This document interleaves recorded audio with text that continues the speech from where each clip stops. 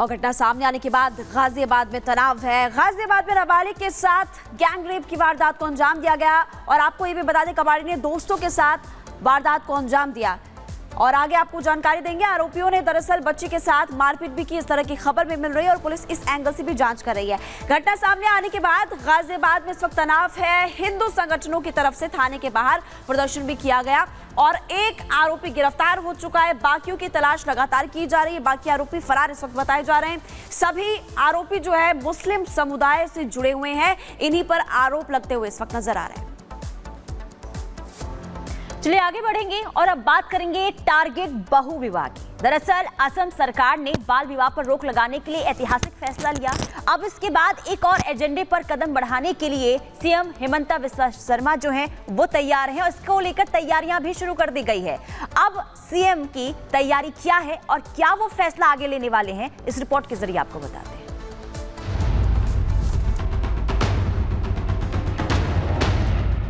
अब तक आपने कहावत सुनी होगी, जब मियां बीबी राजी तो क्या करेगा काजी। लेकिन अब असम में शादी में न तो मियां की मर्जी चलेगी, न बीबी की मनमर्जी, और काजी को तो कोई पूछने वाला भी नहीं मिलेगा, क्योंकि अब असम में मुस्लिम समुदाय में होने वाली शादियों का रजिस्ट्रेशन काजी नहीं बल्कि सरकार करेगी। दरअसल बीते गुरुवार को असम विधानसभा में मुस्लिम शादियों और तलाक रजिस्टर करने वाले 90 साल पुराने कानून असम मुस्लिम marriage and divorce registration act 1935 को रद्द करने का बिल पास कर दिया गया। पुराने कानून के रद्द किए जाने के बाद अब मुस्लिम समाज के लोगों को शादी और तलाक का रजिस्ट्रेशन कराना जरूरी होगा। इसकी जगह जिस बिल को असम कैबिनेट ने लागू किया है उसका नाम मुस्लिम विवाह पंजीकरण विधेयक 2024 है। नए विधेयक के तहत बिल में दो विशेष प्रावधान हैं। पहला, मुस्लिम शादी का रजिस्ट्रेशन अब काजी नहीं बल्कि सरकार करेगी। दूसरा, बाल विवाह के पंजीकरण को अवैध माना जाएगा। हालांकि असम विधानसभा में मुस्लिम समुदाय में होने वाली शादियों से जुड़े पुराने बिल को रद्द करने का प्रस्ताव भले ही गुरुवार को पास हुआ, लेकिन असम कैबिनेट ने 22 अगस्त को ही इस बिल को मंजूरी दे दी थी। दरअसल असम के सीएम हिमंता बिस्वा शर्मा पहले ये साफ कर चुके हैं कि वो राज्य में ना तो किसी बच्ची का बाल विवाह होने देंगे और न किसी लड़की का जीवन बहुविवाह की कुरीतियों में फंसकर खराब होने देंगे। इसी कड़ी में जैसे ही गुरुवार को ये बिल विधानसभा में पास हुआ, सीएम हिमंता ने सोशल मीडिया पर इसकी जानकारी साझा करते हुए कहा, आज असम की बेटियों के लिए ऐतिहासिक दिन है। असम विधानसभा ने मुस्लिम विवाह पंजीकरण विधेयक 2024 को पारित कर दिया है। इस नए कानून के लागू होने के बाद नाबालिग से विवाह की पंजीकरण एक कानूनी अपराध माना जाएगा। इसके अलावा मुस्लिम विवाह का पंजीकरण अब काजी नहीं बल्कि सरकार करेगी। हमारी सरकार का एक ही उद्देश्य है, बेटी चाहे मुस्लिम हो या हिंदू, उसके साथ अन्याय नहीं होना चाहिए। हालांकि हिमंता सरकार ने फैसला राज्य में नाबालिग बच्चियों की शादी और बहुविवाह की कुरीतियों पर रोक लगाने के लिए लिया, लेकिन आदत से मजबूर विपक्ष इसमें भी खामियां ढूंढता नजर आया। लेकिन विपक्ष न तो खुले तौर पर बिल का विरोध कर सका और न ही समर्थन। आपको बता दें कि जुलाई में जारी इंडिया चाइल्ड प्रोटेक्शन की रिपोर्ट में बाल विवाह से निपटने के लिए असम सरकार के प्रयासों की सराहना की गई। रिपोर्ट में दावा किया गया है कि असम सरकार के प्रयासों से राज्य में बाल विवाह के मामलों में जबरदस्त कमी आई है।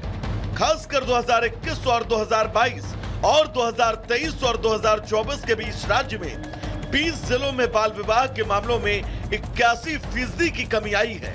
जाहिर है सीएम हिमंता के फैसले का सीधा असर अब असम में दिखने लगा है।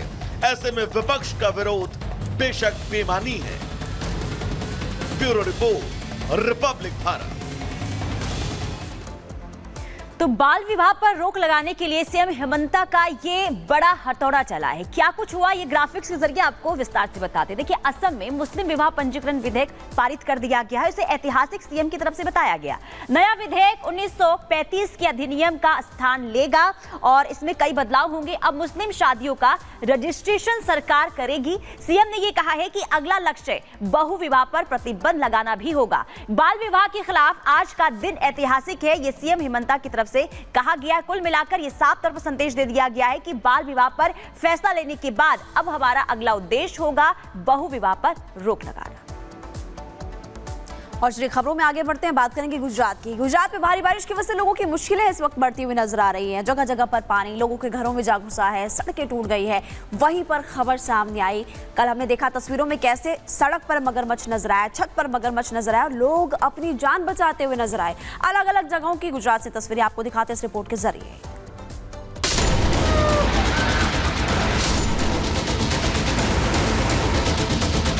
गुजरात में बीते दिनों से लगातार हो रही बारिश ने लगभग पूरे गुजरात को ही अपने चपेट में ले रखा है। गुजरात के लगभग सभी जिलों की सड़कें इस वक्त आपको तैरती हुई नजर आएंगी। नदियां ओवरफ्लो हैं, खेतों में पानी है, स्कूल, बाजार, गलियां सब कुछ डूबा हुआ है। गुजरात में इस वक्त आसमानी तबाही से लोग परेशान हैं, लेकिन बात सिर्फ परेशानी तक ही खत्म नहीं हो जाती है।